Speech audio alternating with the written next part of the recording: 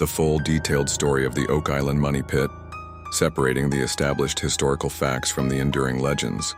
The core documented history, the 1795 discovery. The story begins not with a mysterious construction, but with a discovery by local teenagers. Who? The most widely accepted account credits Daniel McGinnis, aged 1618, and his friends John Smith, in some accounts Anthony Vaughan, and Samuel Ball, in some accounts Jack Smith. They were young local farmhands when 1795. This is the foundational date, though some earlier, less reliable accounts suggest a discovery date of 1765. What happened? While exploring the then uninhabited Oak Island in Mahone Bay, Nova Scotia, Daniel McGinnis came upon a peculiar circular depression in the ground, about 13 feet in diameter. Directly above it, on an old oak tree, was a sawed-off limb with a heavy tackle block still attached, as if it had been used for hauling. Initial excavation. Intrigued, the boys returned with shovels and began to dig. They quickly discovered the depression was not a natural sinkhole, but a man-made shaft. At 2 feet down, they hit a layer of flagstones not native to the island. At 10 feet down, they encountered a platform of oak logs embedded into the walls of the shaft. 3 at 20 feet and again at 30 feet, they found identical platforms of oak logs. Frustrated by the difficulty and the growing superstition surrounding the island, it was rumored to be haunted. The boys, lacking proper resources, abandoned their dig. However, they had started a mystery that would last for centuries. The Onslow Company, 1804, and the 90-foot stone. The boys, now men, returned in 1804 with the Onslow Company, a syndicate of wealthy investors from the mainland. They resumed the excavation, meticulously finding the same oak platforms every 10 feet. The key discovery. According to later accounts, the first written record of the stone appears in 1864. At 90 feet, they discovered a large, flat stone tablet inscribed with a mysterious cipher. This is the famous 90-foot stone. The inscription was later deciphered to read, 40 feet below 2 million pounds are buried. The stone itself later disappeared, and its existence and message are a subject of intense debate. The flood trap. Eager to get to the supposed treasure, they drilled through the soil below the 90-foot mark. Instead of hitting a chest, their auger drill passed into a void, then hit and retrieved 3 small links of chain-made gold as described by a blacksmith. This suggested they had drilled through a wooden chest containing metal. The next day, the pit had flooded with seawater to the 33-foot level. They attempted to bail it out, but the water level remained constant with the tide. They had inadvertently triggered a complex booby trap, a series of flood tunnels ingeniously dug from the money pit to the island's shoreline, Smith's Cove. The builders had created a drainage system lined with coconut fiber and eelgrass to keep the tunnels porous, ensuring any attempt to breach the pit would flood it with seawater.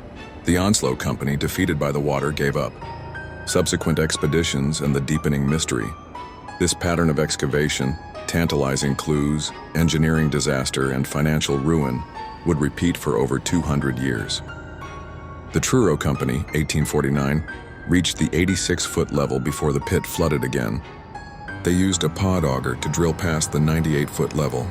The drill samples reportedly brought up pieces of oak, spruce, coconut fiber, and a tiny piece of parchment with the letters VI or UI in ink. They also confirmed the existence of the flood tunnels at Smith's Cove. The Oak Island Association, 1861. The first major tragedy struck. A boiler on a pumping engine burst, scalding one man who later died from his injuries. The first of at least 6 deaths attributed to the money pit search. Franklin Roosevelt, 1909. The future U.S. president was a young man fascinated by the mystery. He was a shareholder in the Old Gold Salvage Group and followed the island's news for his entire life.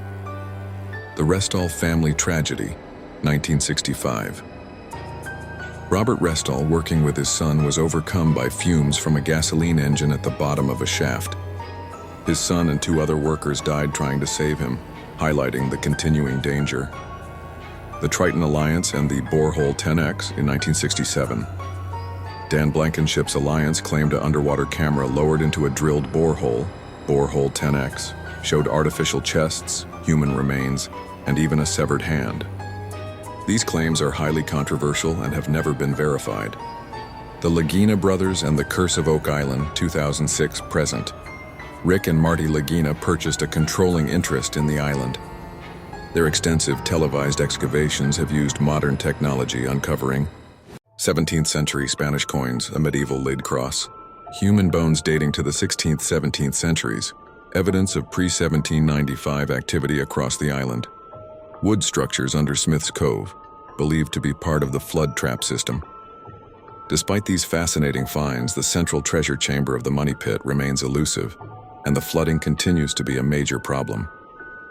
So, who really dug it and when? Pirates. Suspects Captain William Kidd or Edward Blackbeard Teach. Pro-pirates were active in the area. Burying treasure is a classic pirate trope. The complex trap is exactly the kind of thing meant to protect a massive stolen hoard. Con. There is no historical record of any pirate amassing the kind of wealth supposedly in the pit. Pirate treasure was typically divided and spent quickly, not buried in incredibly elaborate multi-year engineering projects. The British military. Theory. During the American Revolution or War of 1812, the British may have built the pit to hide the treasury of New York or Boston from advancing American forces. Pro. The engineering sophistication matches British military sapper capabilities. Con. No British military documents from the era even hint at such an enormous project. It seems an implausibly remote and secret location for a temporary wartime measure. The Spanish. Theory. Spanish sailors from a wrecked galleon buried their treasure to recover it later. Pro-Spanish coins have been found on the island. Con. The complex, deep engineering doesn't fit with sailors hastily burying treasure after a shipwreck.